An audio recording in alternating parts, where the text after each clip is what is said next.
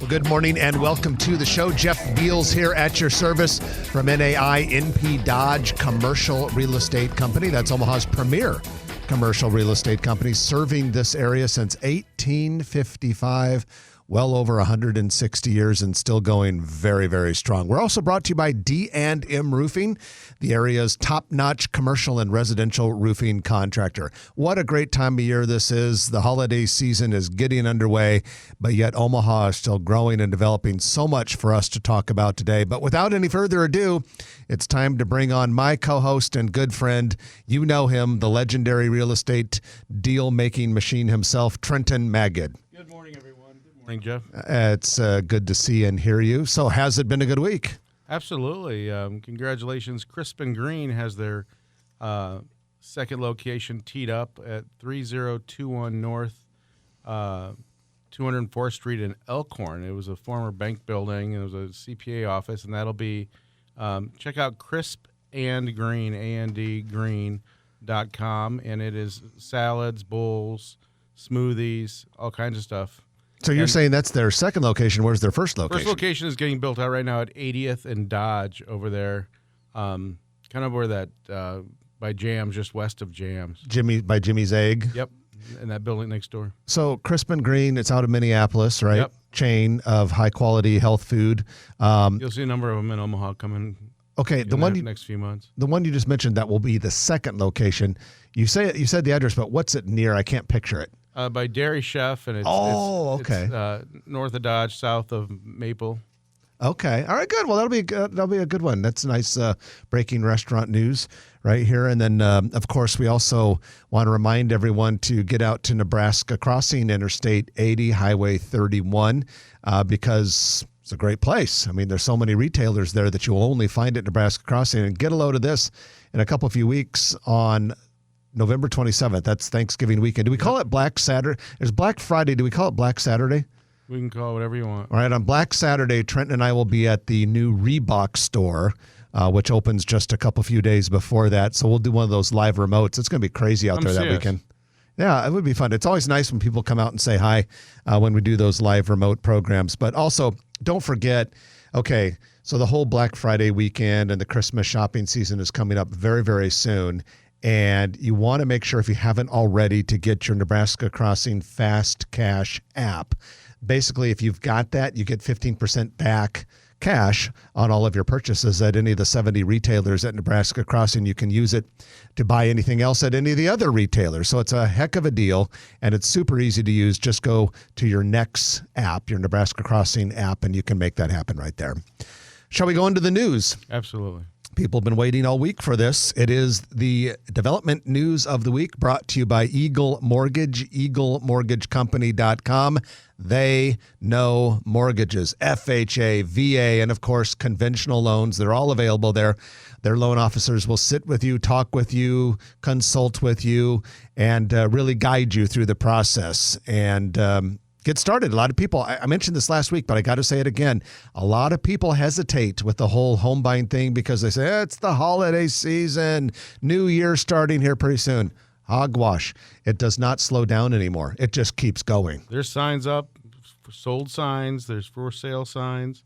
It seems like people are figuring out a way to sell their house and find a new one. It's still crazy out there. And a lot of it is because the population is growing. I mean, we are seeing, and some of this is just anecdotal evidence, but it's anecdotal evidence we're confident in. It seems like a lot of people coming into town, and it shows. With money. We talk to people that lease apartments, and they say, oh, yeah, you wouldn't believe how many people from California, state of Washington, Illinois, New Jersey, and some of the other East Coast states coming in. So it continues to grow. So, yeah, don't slow down. If you are seriously thinking about making a house move, don't let the holidays slow you down. eaglemortgagecompany.com. All right, on the news docket this week, Trenton, the first thing is that White Lotus Group, which is developing the Civic Auditorium site downtown, has, according to a planning board document, looks like they're going to add some for ownership. So, for sale ownership, Condos. condo, owned townhome units, something like that to that Civic Auditorium site. Previously announced it was all going to be just rentals. And that's probably a good thing for mixing up the population base downtown a little bit. I think so. The mixed use, there's talk about maybe if the library gets relocated, W. Dale Clark Library, that might be part of that as kind of a civic use there on the old civic site. What is that, about 9 acres, I think? 8, 9, something like that. Yeah, no, I think that'll be a welcome part of it. Well, and I can remember you saying several years ago that you thought one of the best purposes for that land would be an urban dense area for families. And I always thought that was a pretty good idea. You think about brownstones in Chicago and different places and, 3-story units maybe. It'd be kind of cool. I think that whole long-term outlook for that civic development and a lot of other things that would be pretty housing-centric downtown is pretty good. You've got all of these parks that are under construction, which are going to create an amenity that we've never seen downtown before. And you're already seeing a lot of residential growth down there. I mean, you think about the Mercantile, which is that area on the northwest corner of the ConAgra campus. There are a hell of a lot of residential units going in there. And by the way, you can drive by it on 10th Street and it looks impressive, but until you really kind of look around a little bit, you don't realize it goes all the way down to 8th Street. Absolutely. A lot of units. You look at the retail on the first floor and then the apartments going above. You're going to see, imagine another 10 or 20,000 residents in the next 10 years downtown. I would be shocked if that does not come true. I think you can pretty much count on that because definitely the effort is being made in order to accommodate that, and everything is going in that direction.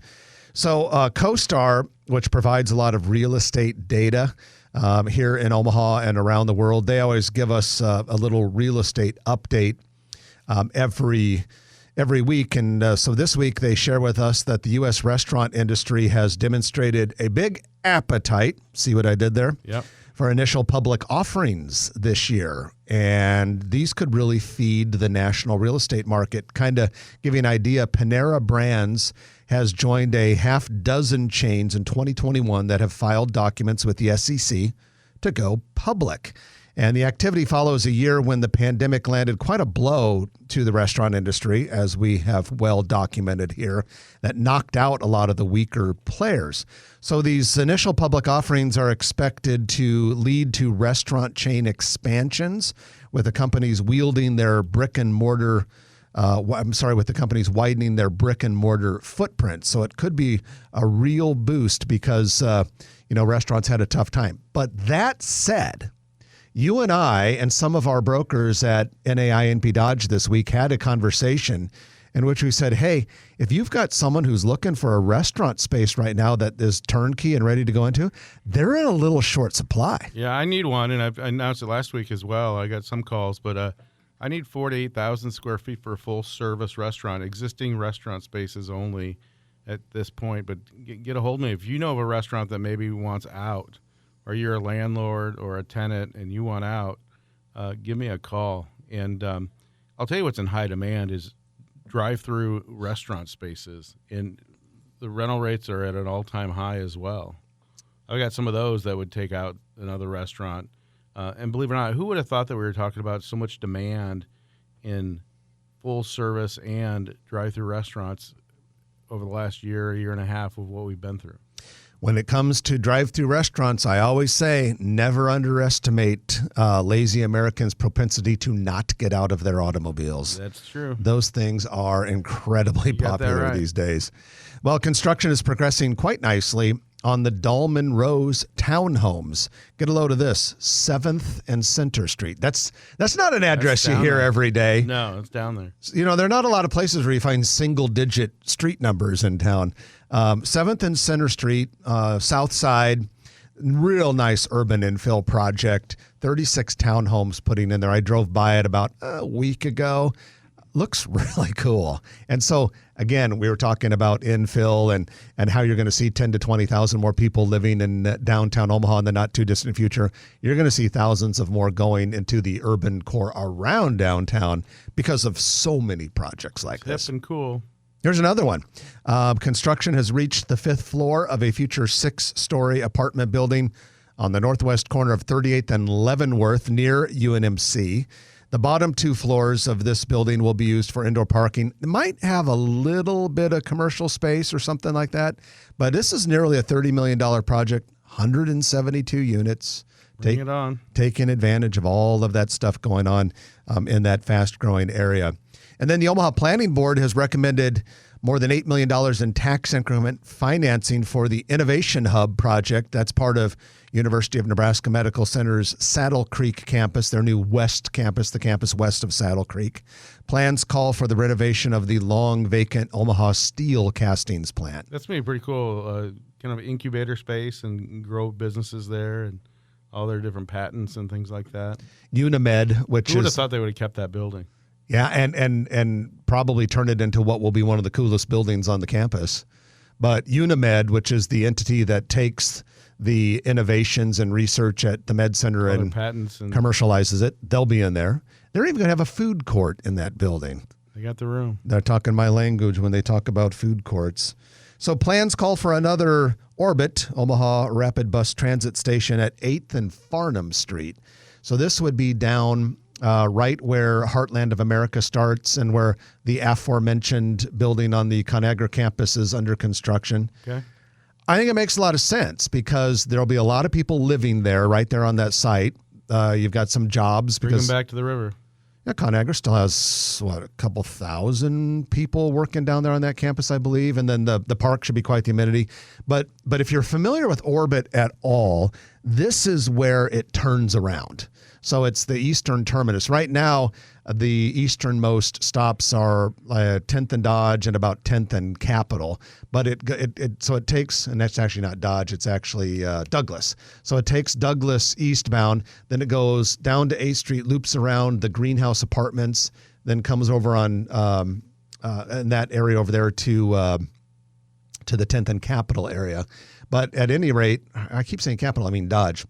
Tough morning. At any rate, you're basically going to extend the route another 2 blocks by putting that site there at 8th and Dodge. So speaking of transportation, last week we talked about a new temporary entrance into Eppley International Airport because... Have you seen that lately? Wow. I went over there, because I care about the people that we serve. So I went in, I drove it to see if it is well marked and easy, and it's not too bad. Yeah, but they're definitely doing a lot of construction. I drove by there yesterday, and you definitely got to watch the signs. Have you seen how they're going to put the ramp up to the 3rd floor of the parking garage? Yeah, it's pretty slick. That's going to be pretty cool because that's where they're going to have their premier quick parking sort of thing. So, and they're doing that, I suspect, so that you can take the skywalk over to the terminal. Yeah, I always try to park on the 3rd or 4th floor and take the skywalk over. 3rd floor is the only way to go. And at any rate, so I checked it out for the time in which this is going to be temporary. I checked it out, though, right after it opened. I think it was, Tuesday maybe or something like that. So that's when I went, and they were still trying to put the finishing touches on it. And I will say, no offense to our senior citizens listening, because I'm going to be a senior citizen not there very long from now. But there were some senior citizens that are having a little hard time with the roadblocks there. So if you haven't been down there, you got a flight, you might want to go a little early if you're picking up a family member for Thanksgiving or what have you. So last thing I've got for you, Trenton, Brad Williams, our official photographer and frequent contributor on the Grow Omaha show, has posted some amazing aerial photographs on the Grow Omaha Facebook page lately. And a couple things you will see. One, the $103 million Steelhouse Omaha music venue. That thing is popping up, man. Goodness gracious, that's going fast. Cool aerial views of that. Also some riverfront stuff. But one thing you definitely want to see on there, aerial views of the demolition that has been underway now for a while of the Ramada Cocoa Key Hotel. Yeah, that's it. We all spent a lot of time there in high school, and 72nd and Grover Street, the old Holiday Inn Express and the Cocoa Key is coming down. And with that, that's your news of the week, which is brought to you by Eagle Mortgage, eaglemortgagecompany.com, where they know mortgages. We're going to take our first break of the hour, and when we come back, we're going to bring on David Brown. He is the president and CEO of the Greater Omaha Chamber of Commerce. Going to talk about a bunch of development and some corporate attraction and recruitment and retention successes we've had. You're listening to Jeff and Trenton on Grow Omaha on News Radio 1110 KFAB. And welcome back to the show. Jeff Beals and Trenton Magid here from NAI NP Dodge Commercial Real Estate. We're also brought to you by D&M Roofing. Eric Obremt and the team at D&M Roofing do such a great job. Doesn't matter whether you need help with a residential or a commercial roof. They'll do a heck of a job for you and do it at a fair price and on a good timeline. We've used them ourselves, and we love D&M Roofing. We're going to talk with David Brown, who is president and CEO of the Greater Omaha Chamber of Commerce, about a whole bunch of things going on in terms of economic development. David, good morning and welcome to the show. Morning, guys. How are you? Good.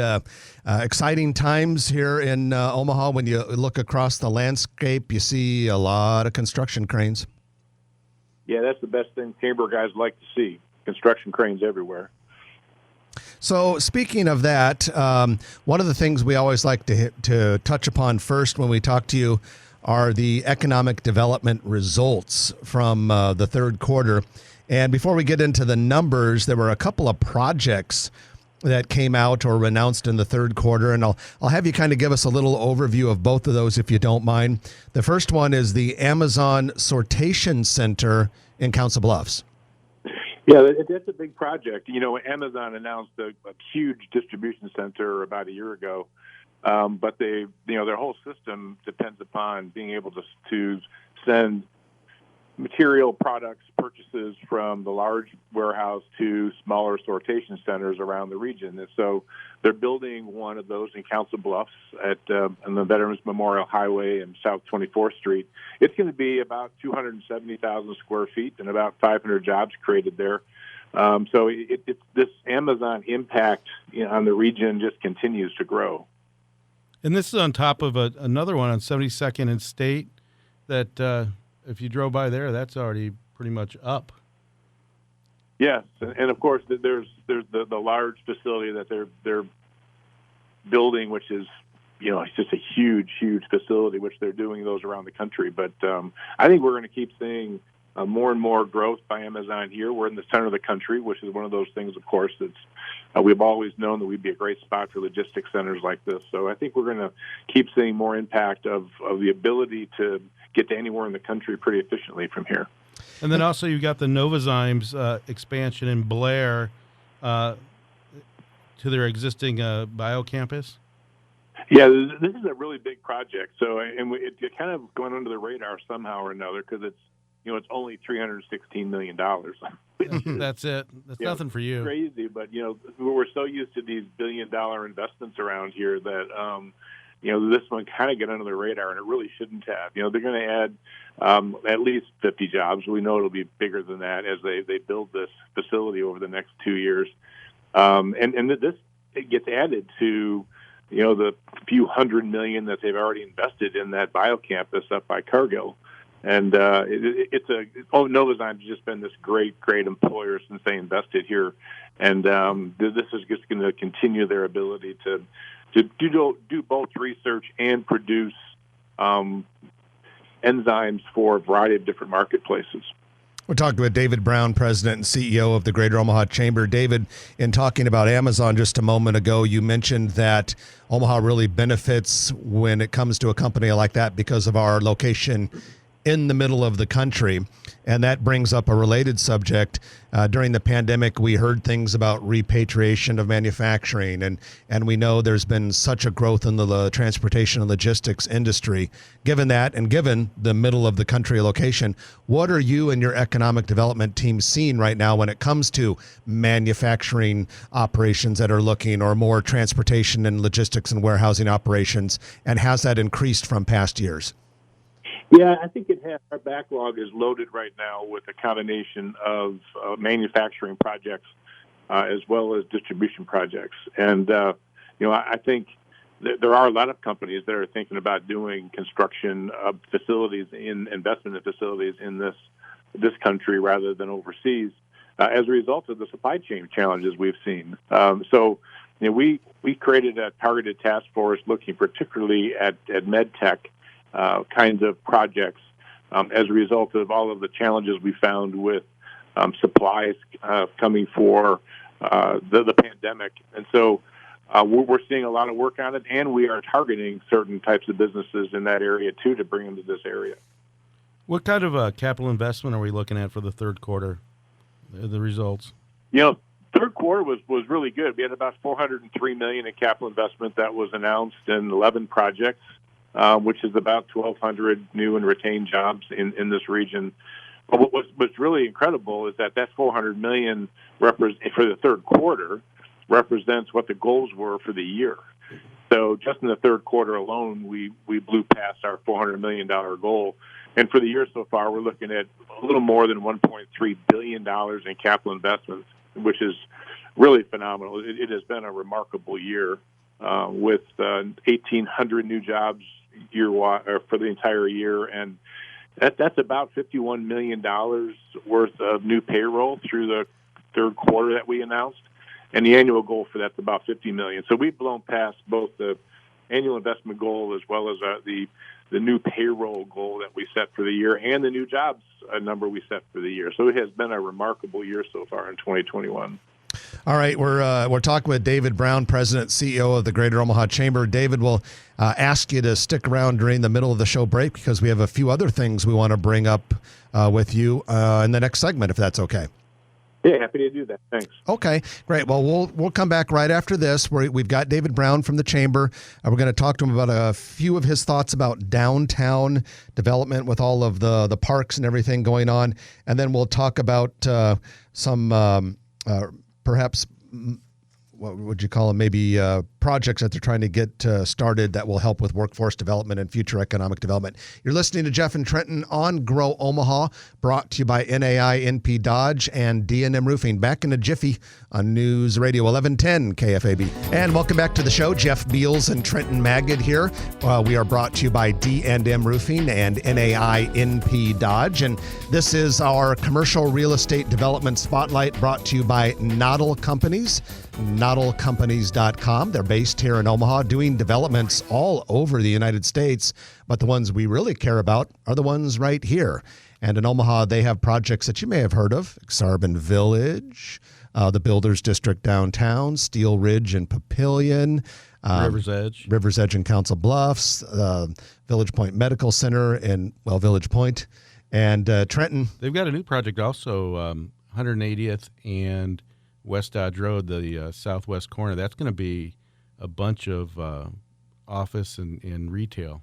That will be really, really a great project. Yeah, it's over by the apartments up on top of the hill. 180th and Dodge is just blowing up. I know I had to go that direction at lunch hour Thursday, and there was a backup to turn left. So southbound 180th from Dodge, back up to turn left onto Burke Boulevard to head over to Village Point. Really, really long. And then I passed it, and there was another one going the other way. People are just flooding into that area because there's so much going on there. I don't blame them for doing a development in that spot. Yeah, absolutely. That'll really, you've got so much land there, and you've got all those amenities, and it's turning into an infill area. Yeah, who would have ever thought 180th and Dodge infill? But Noddle do a great job on that project. And that is your commercial real estate development spotlight of the week, brought to you by Noddle Companies. And you sometimes hear Jay Noddle, head of Noddle Companies, on the show. He joins us from time to time, and he will again in the future. And you can find out more about them at noddlecompanies.com. All right, we have David Brown, President and CEO of the Greater Omaha Chamber of Commerce, with us for a few minutes. And, David, when we first started talking about the 3 parks that were going to be renovated in the downtown area with you a few years ago, we had fun kind of projecting about, hey, what kind of spin-off development could those create? Well, now it's starting to get real because these parks are coming along nicely. The Kiewit Luminarium is going up fast. The Jean Leahy Mall opens perhaps this May, I believe it is. So, David, what are we thinking? How close are we getting to some consequential high rises, condos, apartment buildings, maybe even office, because of all of that park development down there? There's no doubt that the interest in downtown has just really spiked as a result of the new park developments that are going on, the Luminarium, and even the Hines development on the Conagra campus. I mean, $1 billion of investment is going to raise some eyebrows and get people interested. And so I've never seen the interest in downtown be stronger. And I would anticipate we're going to see some really great projects, being announced over the next several months here. So it has become a magnet, and so now you start taking a look at the different sites that are available around it, and how many people are looking at it.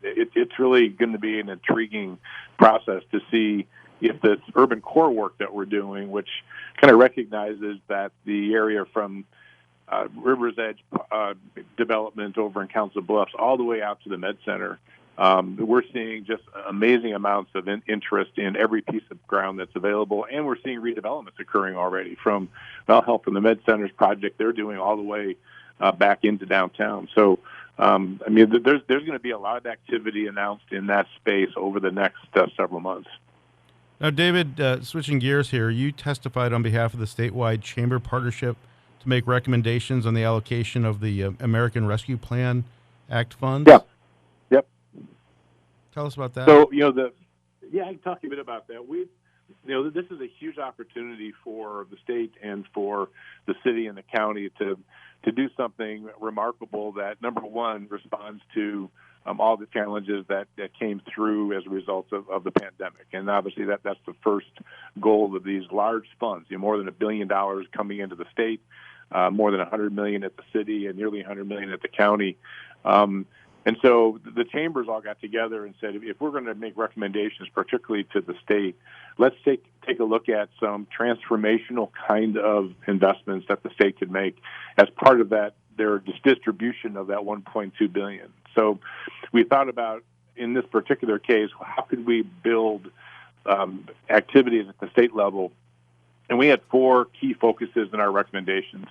One was business relief and growth. And so we really said, look, there's an awful lot of programs that are really effective, that are already in place.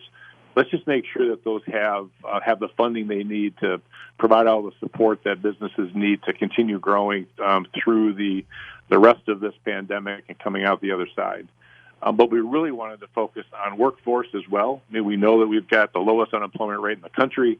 Omaha's unemployment rate now is below 2%, which is just a crazy number. And we've got to figure out how we can take those folks that still are unemployed and build them into the workforce better in the short term. And then how do we grow the population and build that workforce in the future? Diversity, equity, inclusion continues to be sort of a framework underneath everything that we're trying to do. And then quality of place is the fourth kind of platform. Because what we're finding is that people are moving or living where they find quality, where they're finding the kinds of things that they need. So we need to keep building on what this place is like. So we recommended several key things. One, we've talked about mega site development before in this show. When a great big project comes around, an auto manufacturing opportunity or a chip manufacturing opportunity or electric vehicle manufacturing opportunities, they look for places that have existing mega sites, ground that's more than 1,000 acres that's all ready to go. And we don't have that. And one of the biggest challenges has been how do we put the money together to actually build one of those sites. And so we think this is a golden opportunity to use some of the ARPA money to do that. We also think from a workforce perspective that we need to expand Intern Nebraska. Internships have proven that they are the best way for companies and their potential associates to get together early, and then for companies to build that workforce. And we think we need to significantly grow the internship programs across the state. And then really make sure that we're also investing in innovation. I mean, do we really have an opportunity here to make sure that startups in this state continue to have all the resources necessary to grow? So it's a big project, but we also support all the efforts of a group that is involved in housing because housing has become a big issue, not just in Omaha, but across the state. Affordable housing, as well as mixed market housing prices. So it's a big effort, and the governor and the appropriations committee now have to make a decision about how they want to distribute all this money. And we were not the only ones to testify, of course, looking for some of those dollars. So, David, you mentioned that mega site, which is very intriguing to me. The word mega, of course, makes you think big. Where might we put something like that? Would that necessarily have to be maybe outside of the current zone of development, but still in the metro area somewhere? Yeah, I think that's a good bet. If you look at what these mega sites tend to require, they need to have not just 1,000 to 1,500 acres, which is tough to find anyway, which means you're going to be outside the metro for that probably. But you also need to have rail access. You got to have power. You got to have water. You got to have sewer. And so finding that combination is pretty difficult, and which also means that ground is going to be relatively expensive. So we will find. Actually, we know we have at least 2, maybe even 3 that are within, I would say, this perceived metro, this region. But there's also an opportunity for mega sites, which are maybe smaller, because the smaller towns, say out west, might not need 1,000 acres to be a mega site, but maybe 300 acres to be a mega site. So we're trying to figure out what mega site means across the state. But yeah, there are 2 or 3 sites that we've been kind of focusing on over the last few years that we think could serve as a mega site.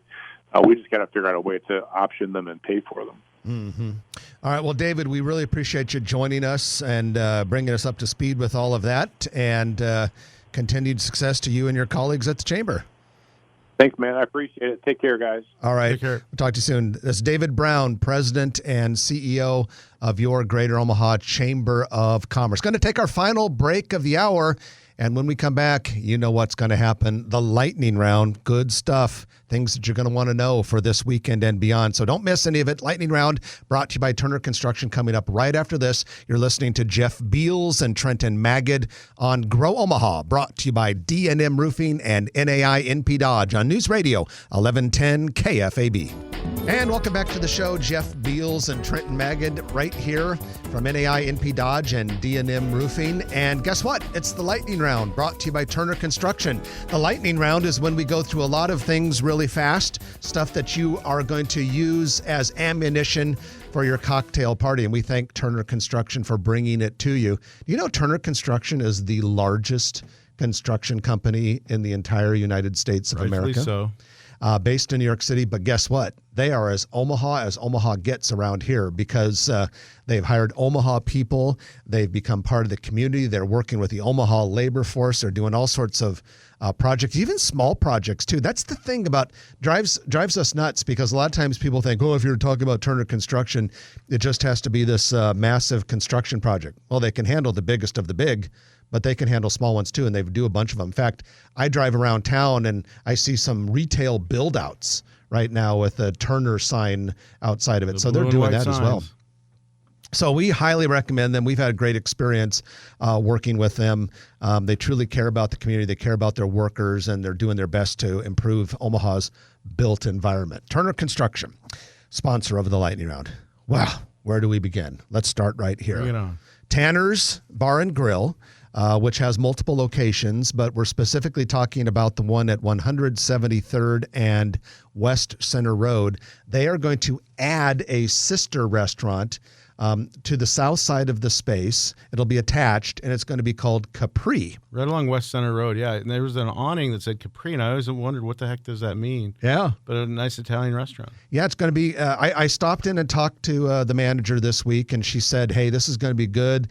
They did some taste testing of menu items, and she said it's going to be really good Italian food. We should get invited to that kind of stuff. Anybody that's listening, that you're opening up a restaurant or whatever, you want some press, we want some food. Why the hell wouldn't you invite us? I mean, seriously, with the stuff that we talk about, why the hell wouldn't you invite us? It's going to have its own entrance. Like Trenton said, it has an awning on the south side, its own door, but it'll be the same ownership. And the ownership is hoping to have Capri open within 30 days. Okay, so last week we mentioned Crumble Cookies will open its first Nebraska location at 168th and West Center Road. A lot of buzz. put it in the newsletter. We put it in our Grow Omaha newsletter, which comes out every Thursday. And then we posted it on our Facebook page. And I was looking at this morning. That thing has been shared like almost 300 times and all these comments and everything like that. So I think if you ever want to get people excited in Omaha, Nebraska at all, talk about a gourmet cookie place. Talk about sugar. That has just blown up. But anyway, in case you missed it last week, Crumble Cookies out of Utah. Good place, 264 locations in 36 states. This will be over by my house, but also by Nothing But Cake. Finally coming to Nebraska. And if you want to go visit, apparently Trenton says you can hang out with him by his house and you can go over together. I'll meet you there. How about that? All right. Maybe that's a way to do it.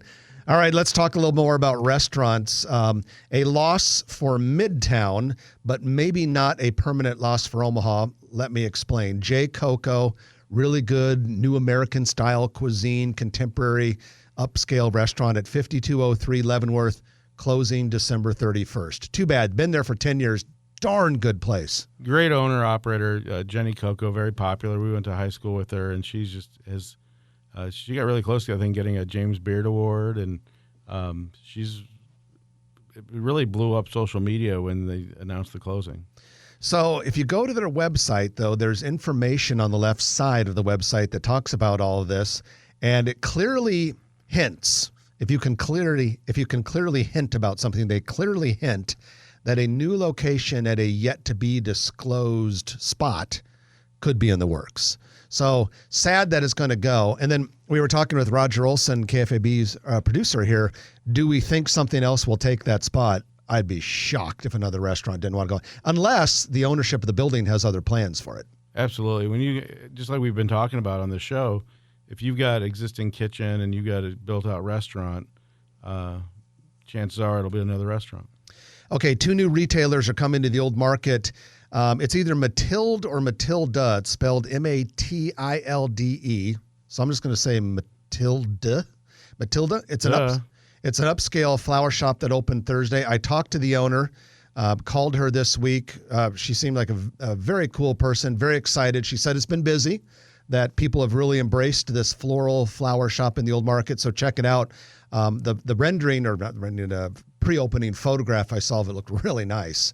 So congratulations to them. And then Godega Market will be a boutique grocery store on the northeast corner of 11th and Howard, right on the corner. It's in the heart. Right on the corner space there. It's supposed to be opening before the end of the year. All right, who doesn't love Vala's Pumpkin Patch? Everyone loves Vala's Pumpkin Patch. I'm like an old guy, and I still like going to Vala's Pumpkin Patch, but it's only open for a little while. But they decided, hey, they're going to take advantage of the goodwill and the brand equity that they have, and they're going to do something akin to a pop-up. It'll be November 23rd through the 24th. They're calling it Vala's Pumpkin Patch Thanksgiving Market. Wow. So all you have to do is go to the merchandising. Go to the exit barn. So if you know Vala's, you know what we're talking about. The exit barn is where you go through that store with all of the tempting confectionaries and treats. Well, that's where it'll be, and they'll have all sorts of holiday items, Thanksgiving stuff. A lot of it, from what I read, looks pretty edible. So I'm going to go by and check that out. So November 23rd and 24th, Thanksgiving Market pop-up in the Vala's Pumpkin Patch exit barn. Elite Learning Academy is under construction southeast of 204th and West Center Road, right by that Victory Lane cool car business. So this Elite Learning, kind of like a preschool sort of thing. Educational. That area is filling up. I noticed, by the way, the big apartment complex there is called Edge 204. Yep. I was driving by last night after dark on my way home because it gets dark so early now. The lights on their sign flash and change colors. That's pretty cool. Is the Hy-Vee gas station? Hasn't even started construction yet. Okay. So with that, the music is playing, and so we are getting kicked out of here, but hope everyone has a great holiday weekend. I'm Jeff Beals. And I'm Trenton Magid. You've been listening to Grow Omaha, brought to you by D&M Roofing, NAI, NP Dodge, and Turner Construction on News Radio 1110 KFAB. We'll chat with you next week right here at 9 o'clock a.m. If you like this video, be sure to hit those like and subscribe buttons. And remember, Grow Omaha is not just media. This is a mission. We are trying to build up Omaha and make it an even better place. We can only do that with your help. Share this video with your friends, neighbors, and family.